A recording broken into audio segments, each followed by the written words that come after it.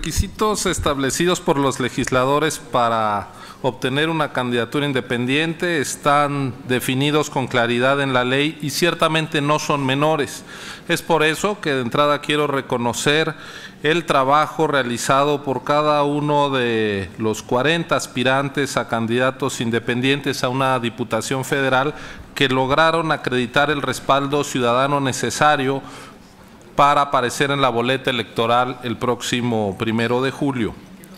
Asimismo, quisiera reconocer el trabajo realizado por la Dirección Ejecutiva de Prerrogativas y Partidos Políticos y la Dirección Ejecutiva del Registro Federal de Electores, pues comprometidas con la responsabilidad de proteger los datos personales de los ciudadanos y de verificar que cada uno de los apoyos registrados fuera real y auténtico, detectaron y evitaron un intento de fraude de por lo menos 17 aspirantes a estas candidaturas. ¿En qué consistió dicho intento de fraude? Tal como se informó en esta mesa a principio de año, los resultados preliminares apuntaban a 65 aspirantes que en principio podrían cumplir con haber logrado al menos el 2% de apoyo de los ciudadanos registrados en la lista nominal de su distrito, así como con el criterio de dispersión territorial.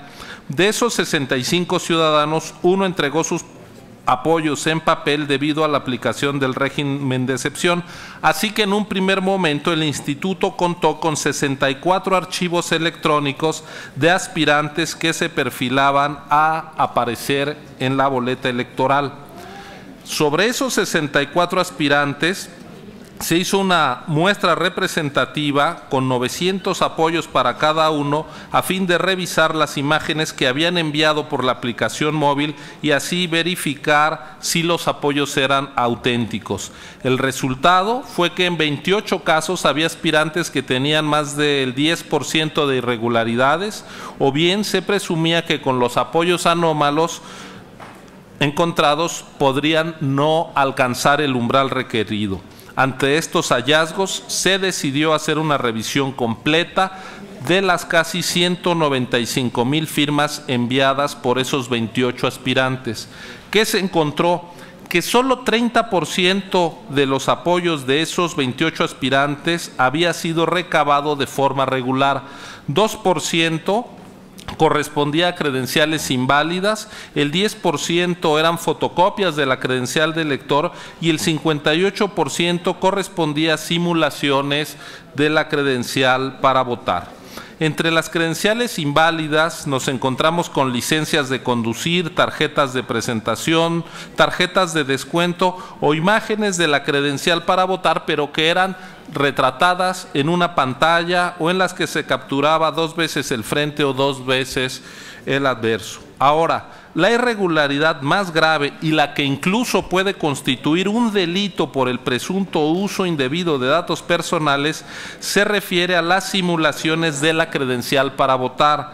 Se trata de 8 de cada 10 casos de irregularidades encontradas. En este 80% de irregularidades se usaron plantillas o formatos de credencial que obviamente no son las que emite este instituto. En esas plantillas se colocaban los datos personales que eran necesarios para que la aplicación capturara y enviara el registro, nombre, OCR y clave de elector. Puntualizo, no se ocuparon formatos o plantillas de credenciales que evidentemente no son emitidas por el INE y se les agregaron datos registrales que sí eran válidos, es decir, datos que provenían del mal uso de algún listado nominal o cuadernillo de votación o datos que se tomaron al haber solicitado en algún momento la credencial para votar y se guardaron los datos de los ciudadanos.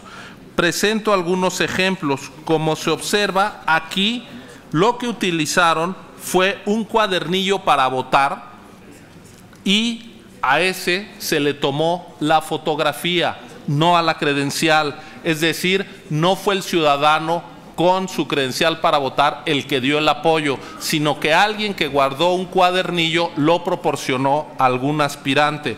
O bien la utilización de una plantilla que simula ser la credencial, pero ni foto tiene.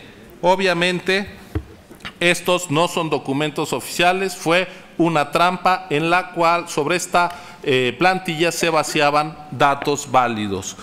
Quiero señalar que no hay credenciales falsas del INE que generen riesgo en la confiabilidad del sufragio el próximo 1 de julio. Para sufragar se necesita la credencial emitida por el INE, que esa credencial se corresponda con el dato del listado nominal y que la aporte el ciudadano. Estos tres elementos en ningún momento son reunidos por quien intenta defraudar. Ahora, se comprobó que 23 de los 28 aspirantes analizados incumplieron con el umbral de apoyo requerido por las irregularidades encontradas. 17 simularon las credenciales y 6 utilizaron fotocopias o documentos inválidos. Cabe resaltar que de estos 23 aspirantes, 14 son originarios de la Ciudad de México, 3 de Nuevo León y hay uno más en Chiapas, Estado de México, Michoacán, Tamaulipas, Veracruz y Tabasco respectivamente. En la Ciudad de México, como digo, 14 casos, y de ellos ninguno ejerció su derecho de audiencia cuando fueron notificados, y ahí la simulación fue del 84 al 99%. Así nos encontramos ante un intento de fraude a la ley, de engañar a la autoridad, de burlar a la ciudadanía. Entre las medidas tomadas por esta autoridad, el viernes 12 de enero se abrió un procedimiento ordinario sancionador y además desde el 13 de enero se presentó la denuncia correspondiente a la FEPADE. Cabe decir, antes de que cualquier otro aspirante empezara a decir que él había detectado irregularidades. Fue un hallazgo del INE y se procedió de inmediato.